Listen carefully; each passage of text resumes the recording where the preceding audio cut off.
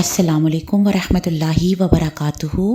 آئیے آج اس دعا کی فضیلت اور افادیت جانتے ہیں۔ یہ دعا کب، کیسے اور کہاں پڑھی جانی چاہیے؟ اس دعا کو پڑھنے کے کیا فائدے ہیں؟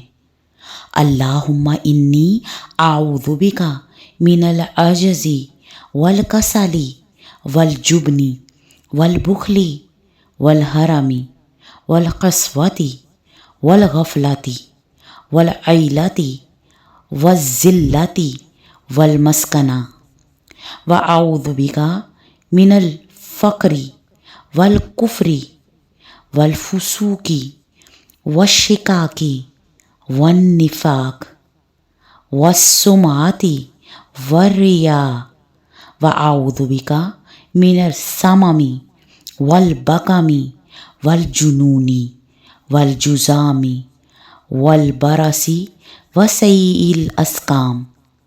اے اللہ، میں تیری پناہ مانگتی ہوں عاجزی اور سستی سے، قرض اور بخل سے، انتہائی بڑھاپے، دل کی سختی اور غفلت سے، مفلسی، ذلت اور ناداری سے، اور میں پناہ مانگتی ہوں محتاجگی سے اور کفر سے، نافرمانی سے اور مخالفت اور نفاق سے، اور بری شہرت اور دکھاوے سے، اور میں پناہ مانگتی ہوں بہرے پن سے اور گونگا ہونے سے، اور پاگل، کوڑھ اور برس سے، اور تمام بری بیماریوں سے۔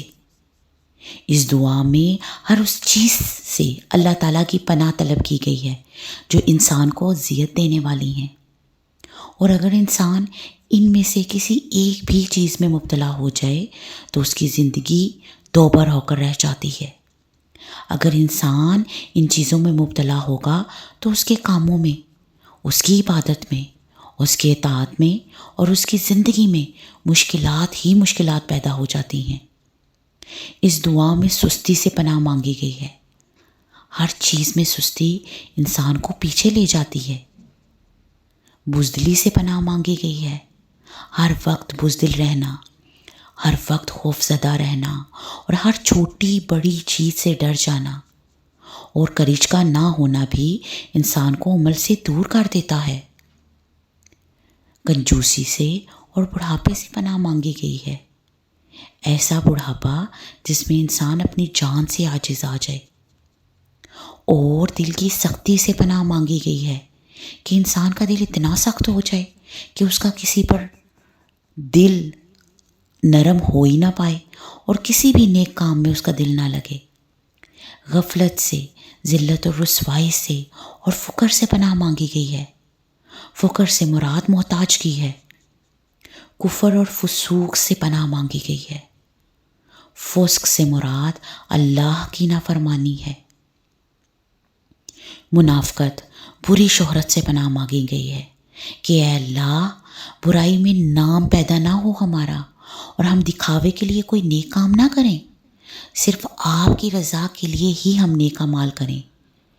بہرے پن سے پناہ مانگی گئی ہے۔ اگر ہمارے کان نہ ہو تو ہم اللہ کے کلام کو کیسے سن سکیں گے؟ گونگے پن سے پناہ مانگی گئی ہے کہ اگر ہماری زبان ہی نہ ہو تو ہم کیسے اللہ کا ذکر کر سکیں گے؟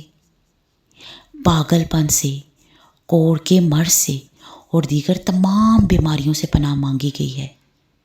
یہ بہت ہی حفاظت کی عمدہ دعا ہے جس کو ہمیں پڑھتے رہنا چاہیے۔ انشاءاللہ آج سے ہی ہم اس دعا کو اپنی روٹین میں شامل کریں گے۔ آمین یا رب العالمین۔